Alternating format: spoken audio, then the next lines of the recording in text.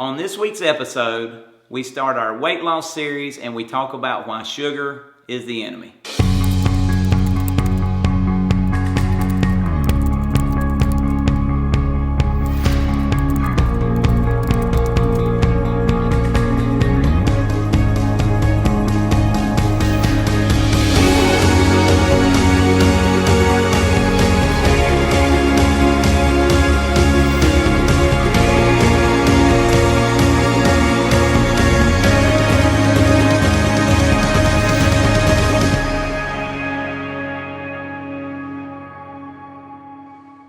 Hi, welcome to episode 11 of the Lifestyle Construction Show. I'm Billy Weeks, the drug-free pharmacist, and I'm certainly glad you're here today.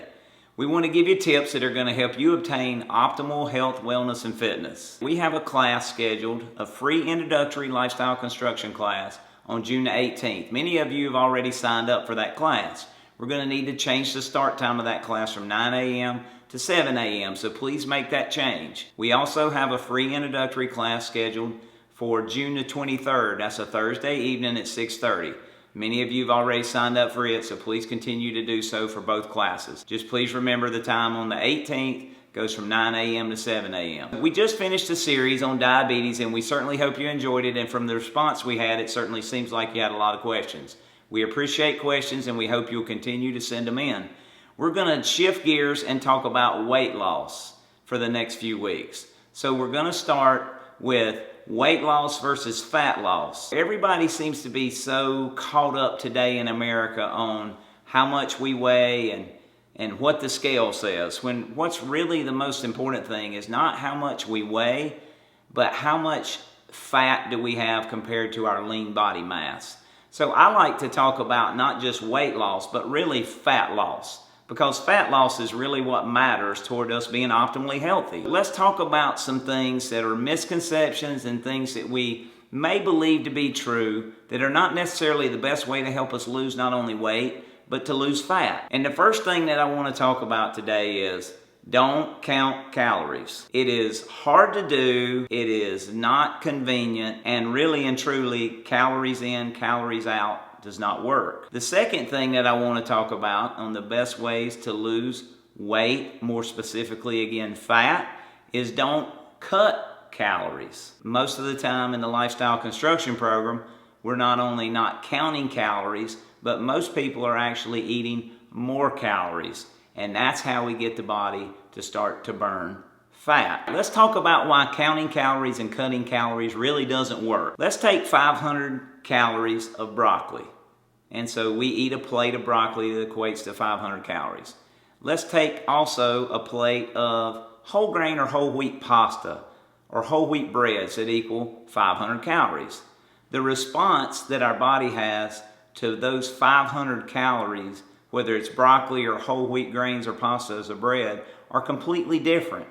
So the response that we get in the way that our body gains or loses weight is totally different between the two. The hormonal response from broccoli is very small. We create very little insulin response from eating broccoli, and therefore the body is able to burn off fat when we don't have high insulin levels. It goes back to our talk the last several weeks about diabetes and why diabetics have some of the issues they have because of the high insulin levels. Versus when we eat the same 500 calories of whole grains or whole wheats, the insulin response will be much larger than with the broccoli.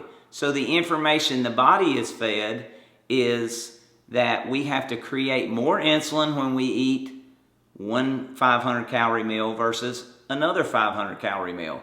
And when we create that insulin response, we create fat gain and the body is holding on to fat. In addition, the other hormones are negatively affected, such as cortisol and other hormones that cause us to create stress and hold on to more fat.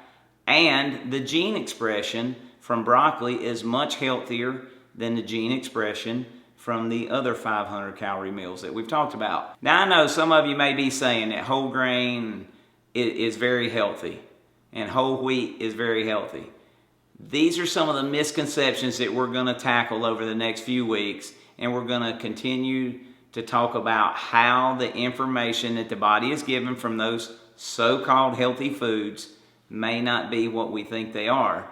And so we're going to break down how the body works. And remember, if we can control the hormones from the information that we give our body with food, we will be able to not only lose weight, but maintain that weight loss long term. And it's not just weight that we're losing. When we're eating good foods full of good information, we're actually going to have the body burn fat. Let's look at a study from the New England Journal of Medicine that said that the most effective diet to not only maintain but to create faster weight loss was a low glycemic diet. Now, what does low glycemic mean? It means that we don't create a big insulin response when we eat a low glycemic meal. So think of our broccoli example. That's a low glycemic meal. Now, we could add certainly and would add some good protein and some high quality fat to that meal. That would still be a very low glycemic meal versus our whole grains and whole pasta meal, which would be a much higher glycemic meal. So the New England Journal of Medicine study made it clear that the lower glycemic diet not only helped maintain weight loss, but created even faster weight loss than all the other diets they compared it to. And the Cochrane group actually looked at the studies from all the diet studies that were out there, and they found that the low glycemic diet, again, was the most effective diet to not only lose weight fast, but to lose weight and be able to maintain that weight loss. Because most dieters fail. They're counting calories, they're counting points, they're worried about what they're eating so much that eating becomes stressful, which creates hormone responses that are not good for fat loss or weight loss or our optimal health. So we want to take the hard part out and teach you to eat really good high quality fats, really good high quality proteins, and really quality carbs. And that's really pillar one of the Lifestyle Construction Program is God-given quality foods. Now I'm going to give you one easy tip this week. For the tip of the week for week 11 is simple. Start to look for and avoid sugars. And not just sugars, but sugars and artificial sweeteners.